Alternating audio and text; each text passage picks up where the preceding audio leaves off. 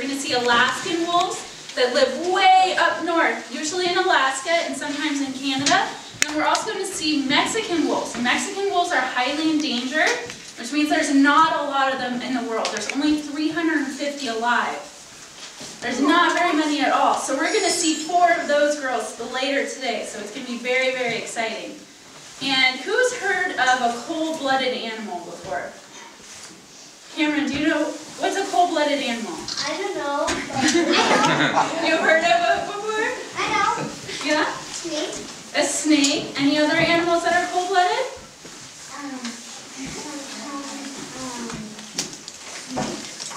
Snake. How about lizards? Yeah. And toads and frogs? Reptiles. Reptiles are cold-blooded. So that means that not sharks. So that means they get their energy from the sun. That's how they stay warm. And who's heard of a warm-blooded animal? Yeah? Are we warm-blooded? Yeah. Yeah? Yes. What about dogs? Yeah. Who can think of another animal that's warm-blooded? A bat. Bat? How about some raised hand? A cat. A cat? Good idea. You have your hand raised? A dog. How about horses? Yeah. Horses are fun. Kittens. How about wolves? Wolves are definitely warm-blooded. Yeah. Yeah. Wolves are mammals, so are we. No such thing as werewolves.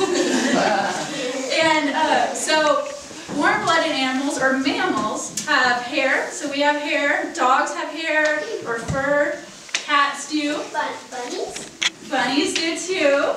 And they give birth to live young. So if you think of puppies and kittens, they don't come out in eggs. They come out live, just like humans do, like little babies. And so we have some good examples of animals that have fur in here. I need 2 helpers.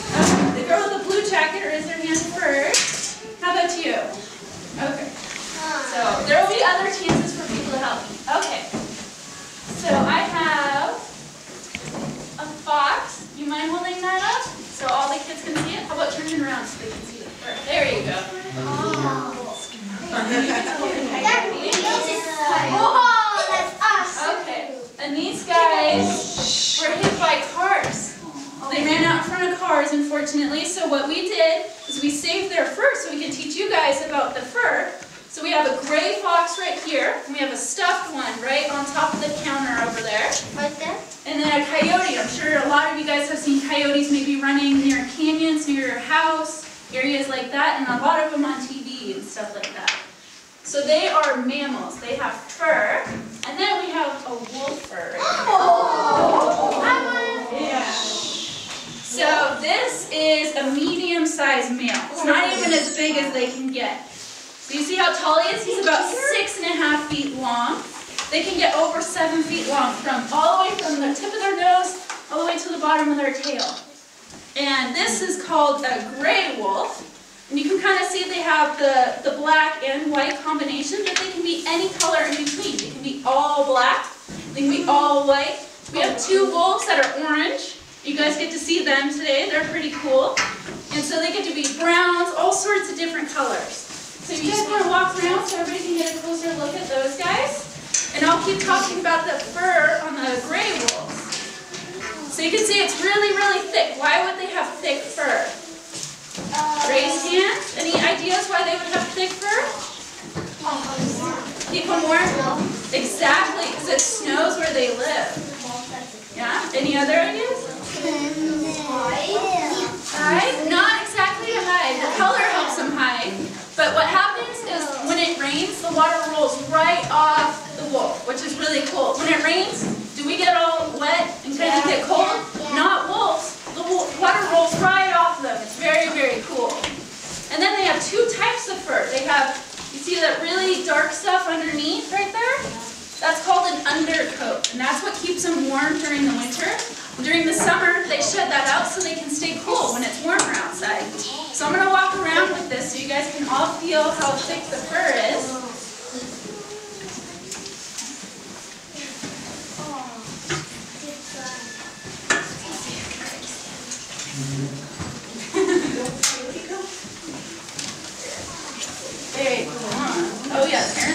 touched you.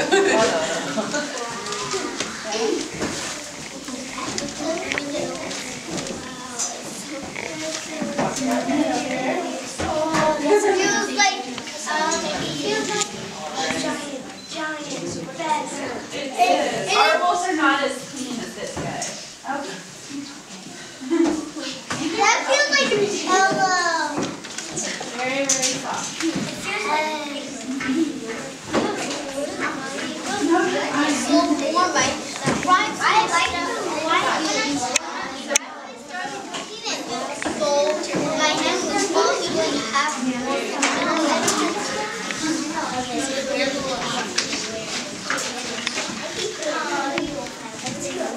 Yeah, big hot. Still has the nails on it.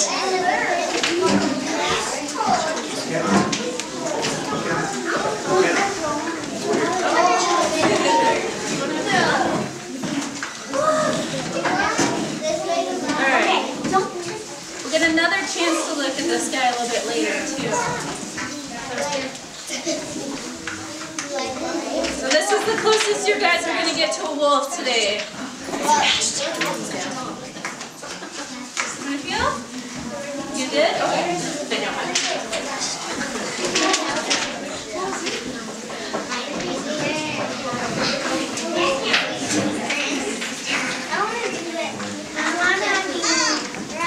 Okay, so now that we've learned what wolves look like, we're going to learn about what they eat. And what type of foods do wolves eat? Do they have to eat their vegetables?